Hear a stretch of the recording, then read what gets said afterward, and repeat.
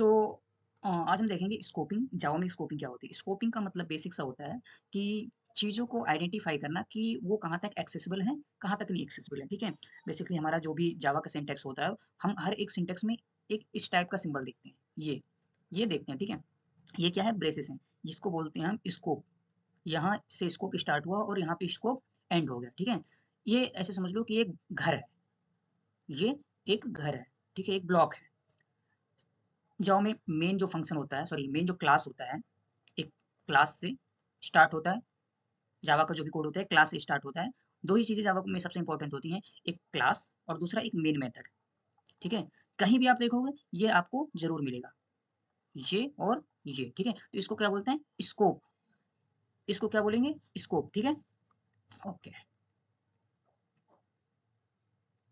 Now अब हम आपको एक एग्ज़ाम्पल के थ्रू समझाते हैं। जैसे मान लीजिए कि अ, एक आदमी है जो है एक्स, ठीक है? एक आदमी है, ठीक है? इसके 2 बच्चे हैं, 2 बच्चे हैं ए और बी, ठीक है? 2 बच्चे हैं ए और बी, ओके। इस ए के फर्दर 2 बच्चे हैं सी और डी और बी के भी 2 बच्चे हैं ई और एफ, ठीक है? मान लो इसका भी एक बच्चा है जी, इसका भी एक बच्चा है एच, इसका भी एक बच्चा है आई और इसका भी एक बच्चा है जे, ठीक है? एक स्ट्रक्चर बन गया, ठीक है? अब हम जब स्कोप की बात करते हैं तो इस एक्स का क्या स्कोप है? इस एक्स का स्कोप क्या है? ये पूरा, ये इसके पूरे खानदान है, पूरी खानदान ये इसकी है, ठीक है? ओके।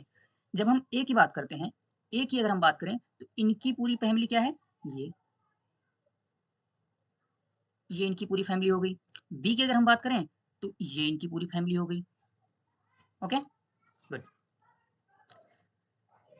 ओके, अब जो एक्स की प्रॉपर्टीज हैं, मतलब इसके पास जो भी है, मान लो पैसा, पैसा हो गया और जो भी प्रॉपर्टीज हैं, जैसे मान लो जो कुछ व्हीकल्स हो गए,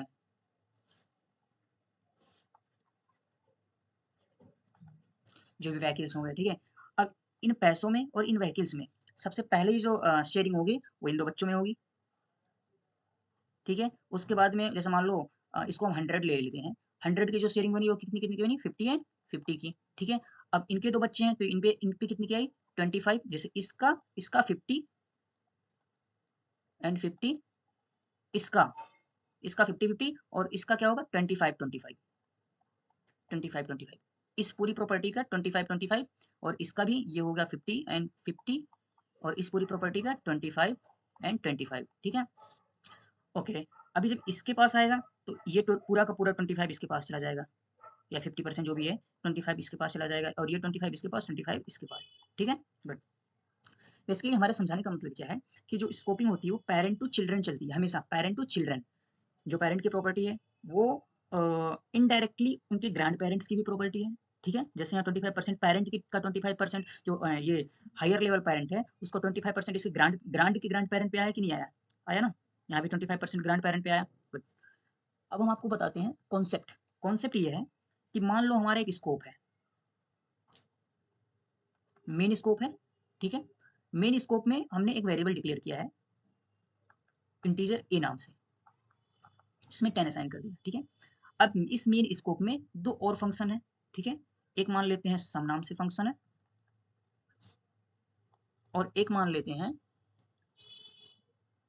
सब्सट्रैक्ट नाम से फंक्शन है, ठीक है? 2 फंक्शन है, मतलब इस जो ये जो मेन है, इस मेन के 2 डायरेक्ट चिल्ड्रन क्या हो गए? सॉरी 2 डायरेक्ट चिल्ड्रन हो गए, एक तो सम और एक डायरेक्ट चिल्ड्रन क्या हो गया? सब्सट्रैक्ट। यानी कि इसकी जो भी प्रॉपर्टीज होगी वो इसमें भी शेयर होंगी और इसमें भी शेयर होंगी, ठीक है? ओके। अब देखो, अगर हमने इस सम के अंदर एक वेरिएबल डिक्लेयर किया, ठीक है? और इसके अंदर भी एक वेरिएबल डिक्लेयर कर दिया, ओके। इस सम के अंदर एक वेरिएबल डिक्लेयर किया और एक सम के अंदर एक वेरिएबल डिक्लेयर किया। अब देखो इसका स्कोप क्या है? यहाँ तक। इन दोनों का स्कोप कितना है? यहाँ तक। यानी कि अब ये कहाँ तक एक्सेसिबल है? केवल इसी स्कोप के अंदर, क्योंकि इनका कोई ग्रांड चिल्ड्रन नहीं है, ठीक है? अगर मान लेते हैं इसका एक और ग्रांड इनका एक चिल्ड्रन हो गया, एक हम मान लेते हैं आर नाम से एक फंक्शन बना लेते हैं, जो जिसका स्कोप क्या है ये? ये इसका स्कोप है, यहाँ से लेके यहाँ तक। अब ये भी कहाँ कहाँ एक्सेसिबल हो जाएगा, यहाँ भी एक्सेसिबल हो जाएगा, ठीक है। ये भी यहाँ पे एक्सेसिबल हो जाएगा, इसको हम सॉल्व करेंगे तो बी की वैल्यू हमें मिल जाएगी। और यहाँ भी हम मान लेते हैं एस नाम से सॉरी ओ मान लेते हैं यहाँ एस नाम से एक हमने फंक्शन डिक्लेयर किया है, ठीक है। अब इसका स्कोप क्या है, ये इसका चिल्ड्रन हो गया, इस सब ट्रैक का चिल्ड्रन ये हो गया, यानी कि इसकी जो प्रॉपर्टीज होंगी इसके अंदर एक्सेसिबल होंगी, सी इसके अंदर आ जाएगा। Good, okay. अब क्या हम इस बी को, ये वाली वेरिएबल को, ये वाली वेरिएबल को इस वाले वेरिएबल में, इस वाले फंक्शन में एक्सेस कर सकते हैं क्या, इस वाले में, यहाँ पे, यहाँ पे, यहाँ पे कहीं पे एक्सेस कर सकते हैं क्या, नहीं, क्योंकि ये दोनों क्या आपस में सिबलिंग्स हैं, तो सिबलिंग्स की प्रॉपर्टी सिबलिंग्स पे शेयर नहीं होती, ठीक है। यानी कि ये जो सम है, सम अपनी प्रॉपर्टी जो है सब्सट्रैक्ट को शेयर नहीं करेगा, सम अपनी प्रॉपर्टी सब्सट्रैक्ट को शेयर नहीं करेगा, ठीक है। केवल जो मेन फंक्शन है, जो सबसे मेन फंक्शन है, उनकी ही प्रॉपर्टी दोनों में शेयर होंगी। अब जैसे ये सम है, इसके अंदर एक और मान लेते हैं, मैं बना लेता हूँ एक पी नाम से मेथड बना लेता हूँ। अब देखो यहाँ पे मैंने क्या डिक्लेयर किया था, यहाँ पे मैंने एक्सेस किया था केवल, ठीक है। अब ये जो बी है वो इसको भी एक्सेसिबल होगा और इसको भी एक्सेसिबल होगा, यहाँ पे भी और यहाँ पे भी, ठीक है। लेकिन इसके अंदर की कोई भी वैल्यू इसके अंदर एक्सेस नहीं होगी। अगर हम इसके अंदर कोई भी वैल्यू, ये कोई कुछ कमाता है अपने अंदर, मतलब ये जो भी कुछ कमाता है वो केवल अपने बच्चों को देगा, अपने भाई के बच्चों के अपने भाई को नहीं देगा, ठीक है। बेसिकली ये है, ठीक है। ये जो भी कमाएगा, जैसे अभी यहाँ से वैल्यू आ रही है तो इसको भी मिल रही है और इसको भी मिल रही है, लेकिन जो वैल्यू यहाँ से आएगी वो केवल इसके अंदर तक ही मिलेगी, इसके बच्चों को ही मिलेगी, ना कि इसके भाई को, ठीक है। तो बेसिक सा कॉन्सेप्ट यही है। कोड करके अगर आपको देखना है तो मैं आपको दिखा सकता हूँ, यस, ओके। सो ये हमारा कोड है, ठीक है। अब इसमें हम क्या करते हैं, एक ब्लॉक बनाते हैं, ये हमारा मेन ब्लॉक है, ठीक है, सबसे आउटर मोस्ट ब्लॉक। उसके अंदर हम एक और ब्लॉक बनाते हैं, एक और ब्लॉक हो गया, ठीक है। मान लो इस आउटर मोस्ट का ये सिबलिंग, ओ सॉरी चाइल्ड हो गया, ठीक है। और इसका एक और चाइल्ड बना देते हैं, दो चाइल्ड हो गए। अब इस चाइल्ड में इस वैल्यू को एक्सेस करना चाह रहा हूँ मैं, ठीक है। ए में प्रिंट करूंगा, प्रिंट हो गया 50, ठीक है। उसके बाद में अब इस ब्लॉक में मैं एक्सेस करना चाहूँ तो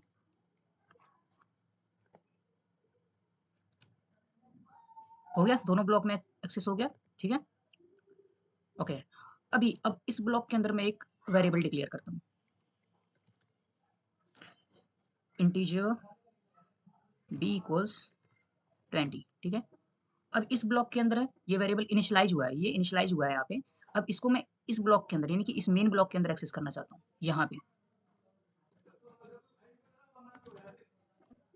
बी। अब ये क्या बता रहा है, एरर, क्या एरर है, B can not be resolve to a variable, क्यों, क्योंकि इसका स्कोप तो इतना ही है ना, इसके बाहर तो इसको इसका पता ही नहीं है ये क्या है बी, ठीक है। अभी देखो, अब इस बी को मैं अगर इसके दूसरे वाले स्कोप के अंदर करना चाहूँ तो तब भी नहीं है, क्यों, यहाँ भी सेम एरर आ रहा है, बी के not be result to a variable, ठीक है। क्यों, क्योंकि इसका स्कोप, वही पहले की बात, इसका स्कोप केवल यहीं तक है, ठीक है। अब मैं अगर इसको इसके अंदर करना चाहूँ बी को तो बी एक्सेस हो जाएगा, नॉट अ प्रॉब्लम। ये एरर किस चीज़ का आ रहा है, इस चीज़ को, इसको हम कमेंट आउट कर देते हैं,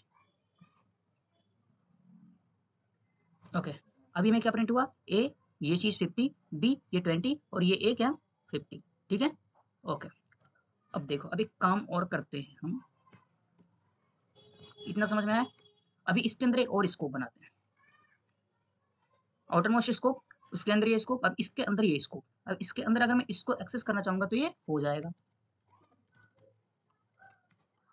हो गया, कोई एरर नहीं है, ओके। अभी इसके अंदर, हाँ इसके अंदर ये है, ये तो एक्सेस हो ही जाएगा क्योंकि इसका डायरेक्ट चिल्ड्रन है। अभी ये इसका, इस वाले का क्या है, ग्रैंड चिल्ड्रन है, ठीक है। ग्रैंड चिल्ड्रन कौन सा, ये इस आउटर मोस्ट का ग्रैंड चिल्ड्रन, हम देखते हैं कि ये इसके अंदर एक्सेसिबल है कि नहीं है, कोई एरर नहीं है, इसका मतलब एक्सेसिबल है, ठीक है। सबसे पहला आउटपुट 50, आफ्टर दैट 20, उसके अंदर का आउटपुट 50, उसके बाहर का यहाँ का आउटपुट 50, 50 20 50 50, ओके। तो ये है बेसिक कॉन्सेप्ट, ठीक है, बस थैंक यू।